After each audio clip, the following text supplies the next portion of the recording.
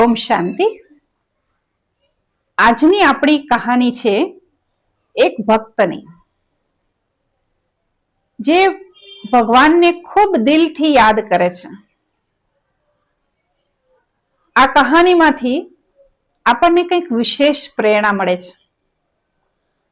એ ભક્ત ભગવાનની ભક્તિ તો ખૂબ કરતો, પરંતુ ભક્તિનું ફળ જે નિર્માણતા હોવી જોઈએ, જે નમ્રતા હોવી જોઈએ, એ એનામાં નહોતો। એને અહંકાર બહુ જ હતો।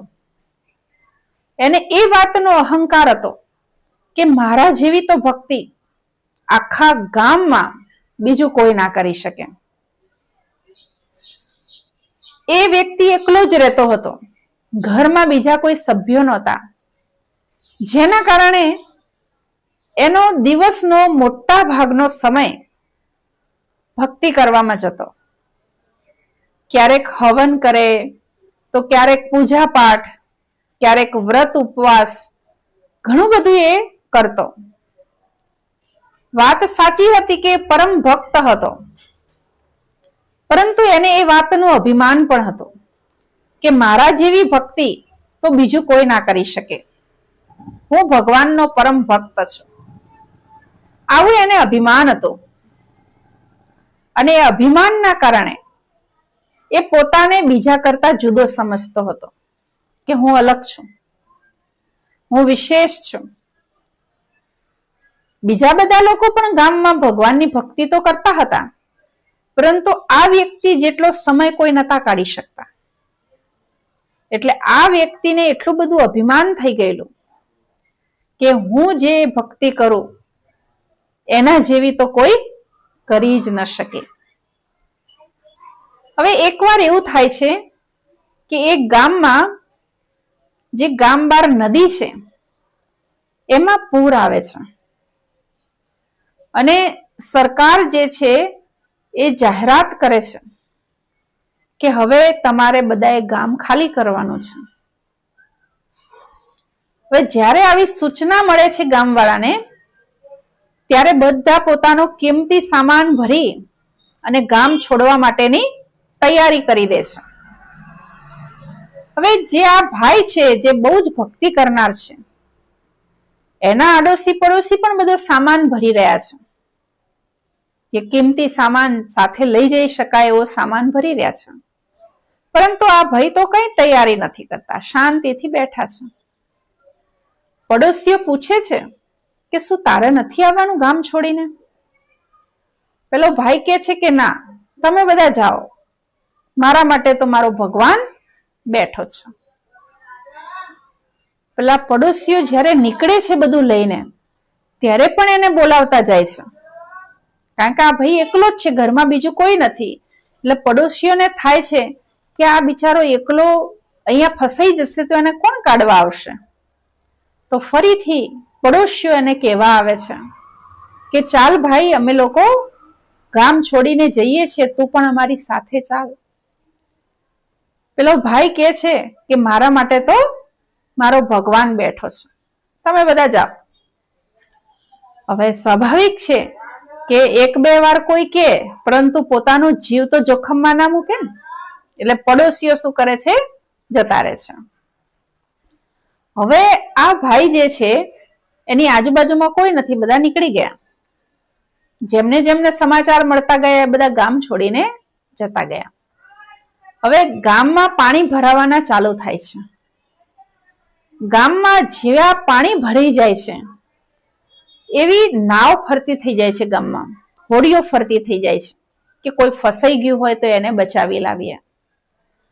તો એક હોડી જે છે, નાવડી, એ આ ભાઈના ઘર આગળ આવીને ઉભી રહે છે કે ચાલ ભાઈ, હવે આખું ગામ જે છે ડૂબવાની તૈયારીમાં છે, તો જલ્દીથી આવી જા, તારો જે જરૂરી સામાન હોય એ લઈને, કારણ કે થોડાક સમયમાં તો વધારે પૂર આવવાની શક્યતા છે અને આ હોડીઓ પણ કદાચ ફરતી બંધ થઈ જાય, એટલે તું જલ્દી જલ્દી આવી જા। પેલો ભાઈ કહે છે કે તમે જાઓ અને બીજા જેને બચાવવા હોય એને બચાવો, મારા માટે તો મારો ભગવાન બેઠો છે, મારે કોઈની જરૂર નથી. પેલા નાવવાળા વ્યક્તિઓને નવાઈ લાગે છે કે આને બચાવવા માટે આવ્યા છતાં આવતો નથી, પણ એ લોકો 1-2 વાર આગ્રહ કરે છે, પછી આગળ નીકળી જાય છે કે હવે જે બીજા લોકો ફસાયા છે એમને તો બચાવીએ. પછી થોડી વાર પછી પાણી એટલું બધું વધી ગયું કે એના ઘરમાં આવી ગયું. એ ભાઈના ઘરમાં જ્યારે પાણી આવી ગયું ત્યારે એ ભાઈ ઉપર ચડી જાય છે, ઘરની ધાબા ઉપર ચડી જાય છે અને ધાબા ઉપરથી જોવે છે તો ચારે બાજુ ગામમાં પાણી જ પાણી છે. કોઈ વ્યક્તિ નથી દેખાતો, ખાલી થોડી હોડીઓ ફરતી દેખાય છે. એ ભાઈને તો એમ જ છે કે મને તો બચાવવા વાળો મારો ભગવાન બેઠો છે. એ કોઈ હોડીઓ વાળાની પણ વાત સાંભળતો નથી. પછી થોડીક વાર પછી એ જોવે છે તો એના ટેરેસ ઉપર, જે ધાબા પર એ ઊભો છે પોતાના ઘરની, ત્યાં ઉપર એક હેલિકોપ્ટર આવે છે અને હેલિકોપ્ટરમાંથી એક વ્યક્તિ એને દોરડું નાખે છે અને કહે છે કે ભાઈ આ દોરડું પકડી લે, હું તને બચાવી લઉં, કારણ કે હવે ગામની સ્થિતિ બહુ ખરાબ છે, એટલે હેલિકોપ્ટરથી અમે તને ઉપર ખેંચી લઈએ, તો દોરડું પકડી લે. આ જે માણસ છે ભક્ત, એ કહે છે કે તમે તારે જાઓ, બીજા કોઈને બચાવવા હોય એને બચાવો, મને તો મારો બચાવવા વાળો ભગવાન બેઠો છે. પેલા હેલિકોપ્ટર લઈને આવનાર વ્યક્તિઓને તો બહુ નવાઈ લાગે છે કે આ કેવો માણસ છે, એને બચાવવા ખુદ અમે પોતે આવ્યા છીએ અને દોરડું નાખીએ છીએ, છતાં દોરડું પકડવા તૈયાર નથી. એ લોકો તો 1-2 વાર એને આગ્રહ કરે છે અને પછી જતા રહે છે. હવે ધીરે ધીરે ધીરે પાણી એટલું બધું ઊંચે આવી જાય છે કે આ વ્યક્તિની ટેરેસ પર પણ પાણી આવી જાય છે, આખું એનું મકાન ડૂબી જાય છે અને એ વ્યક્તિ પણ એમાં ડૂબી જાય છે. હવે ડૂબી જાય છે એટલે મૃત્યુ પામે છે. સ્વાભાવિક છે કે કુદરતનો નિયમ છે કે તમે પાણીમાં ડૂબી જાઓ એટલે જો તરતા ના આવડતું હોય તો મૃત્યુ થાય, અને તરતા આવડતું હોય તો પણ આખા ગામમાં જ્યારે પાણી ભરાયેલું છે તો કેટલો સમય વ્યક્તિ જીવિત રહી શકે? કારણ કે જ્યારે આ વ્યક્તિને કોઈ બચાવવા આવે ત્યારે તો એ જવા તૈયાર જ નથી. એટલે પાણીમાં ડૂબી જવાથી આ વ્યક્તિનું મૃત્યુ થાય છે. હવે મૃત્યુ થાય છે એટલે ભગવાનના ઘરે પહોંચે છે. કે છે ને આપણે બધા શરીર છોડીએ ત્યારે ક્યાં જઈએ? ભગવાન પાસે. તો એ પણ ભગવાન પાસે પહોંચે છે તો ભગવાનને એક ફરિયાદ કરે છે કે ભગવાન, હું તમારા ભરોસે બેઠો હતો, મને કેટલો બધો વિશ્વાસ હતો, કેટલી બધી શ્રદ્ધા હતી કે તમે મને બચાવી લેશો, અને તમે શું કર્યું? તમે મને બિલકુલ સાથ નહીં આપ્યો.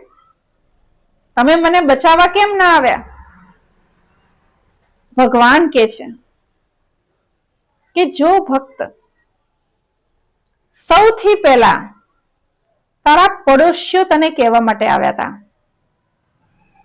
હવે વિચાર કર, ચારે બાજુ જ્યાં આફત આવેલી હોય, લોકોને પોતાનો જીવ બચાવવાની પડી હોય, પોતાના સંતાનો, પોતાનો પરિવાર બચાવવાની પડી હોય, ત્યાં તને કહેવા કોણ આવે? પરંતુ એ લોકોને મેં મનમાં પ્રેરણા આપી કે જાઓ, તમારા બાજુમાં એક વ્યક્તિ રહે છે, એને પણ તમારી સાથે લેતા જાઓ. પરંતુ તે મારું કયું માન્યું નહીં.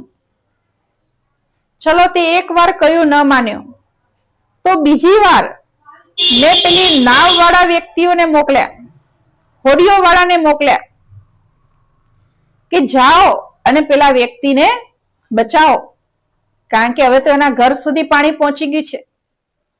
એ નાવ વાળા પણ તારા ઘર સુધી આવ્યા, એ હોડી વાળા તારા ઘર સુધી આવ્યા, પણ તે એમની વાત કોઈ ધ્યાનમાં લીધી નહીં. તો પણ મેં વિચાર્યું કે કઈ વાંધો નહીં, ચલો હજુ પણ ભક્તને મદદ કરું. જ્યારે તું તારા ઘરના ધાબા પર પહોંચી ગયો, ટેરેસ પર ચડી ગયો, ત્યારે મેં હેલિકોપ્ટર વાળાને મોકલ્યો. હેલિકોપ્ટર વાળાને પ્રેરણા આપી કે તું આ બાજુ જા, ત્યાં ટેરેસ પર એક વ્યક્તિ ઊભું છે અને એને તું બચાવો. અને એ હેલિકોપ્ટર વાળા તારી પાસે આવ્યા પણ અને નીચે દોરડું પણ નાખ્યું તને બચાવવા માટે. તને ખૂબ પ્રેરણા પણ આપી એમણે કે તું આવી જા, કારણ કે આખું ગામ હવે ડૂબી જવાનું છે. પરંતુ તે એમનું પણ કયું માન્યું નહીં. તો ભલા માણસ, વિચાર કર, તને મેં ત્રણ વાર મદદ કરી, પરંતુ છતાં તું આવે નહીં તો કોઈ શું કરે?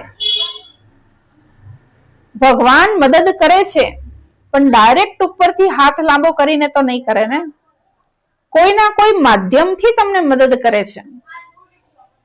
આવી વાત જ્યારે પેલા ભક્તને કહી ત્યારે અમને સમજણ પડી કે હા પ્રભુ, હું મારા ભક્તિના અહંકારમાં હતો અને ભક્તિના અહંકારમાં આ વાત હું ભૂલી ગયો કે આખરે માણસ જ માણસને મદદ કરે છે. ભલે ભગવાનની પ્રેરણાથી કરે છે. ભગવાન ડાયરેક્ટ ઉપરથી હાથ લાંબો કરી કે કોઈ પણ રૂપે ડાયરેક્ટ મદદ નથી કરી શકતા. એમ વિચારી અને એ વ્યક્તિને પોતાની ભૂલ સમજાય છે. પોતાની ભક્તિનો જે અહંકાર હતો એ એને સમજાય છે.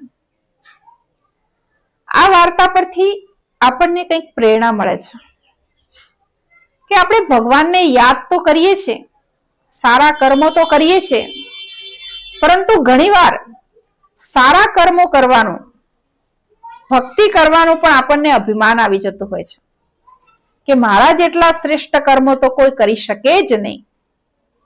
અને એ અભિમાનમાં ને અભિમાનમાં આપણે એ ભૂલી જઈએ છીએ કે ભગવાન કોઈ ના કોઈ સ્વરૂપે આપણને મદદ કરતા હોય છે.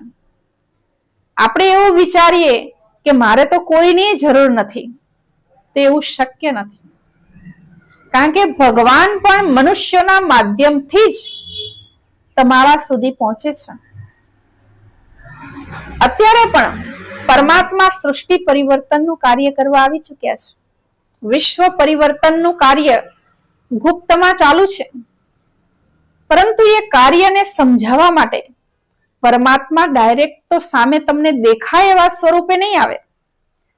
કોઈના કોઈ મનુષ્યના સ્વરૂપે, કોઈના કોઈ વ્યક્તિના સ્વરૂપે એ દિવ્ય જ્ઞાનને તમારી સુધી પહોંચાડશે. તો એ દિવ્ય જ્ઞાનને સાંભળી અને સમજવું એ આપણા ઉપર છે. તો આપણે ફક્ત પરમાત્માને યાદ નથી કરવાના, પરંતુ પરમાત્માને સમજવાના પણ છે. એમની મદદ આપણે તો જ લઈ શકીશું જ્યારે પરમાત્માને સાચા રૂપમાં સમજીએ. તો આ કહાની ખૂબ સુંદર પ્રેરણા આપે છે. તમને બધાને પણ જરૂર કંઈક પ્રેરણા મળી હશે. આ કહાની દ્વારા શું પ્રેરણા મળી જરૂરથી જણાવજો અને બીજાને પણ શેર કરજો. ઓમ શાંતિ.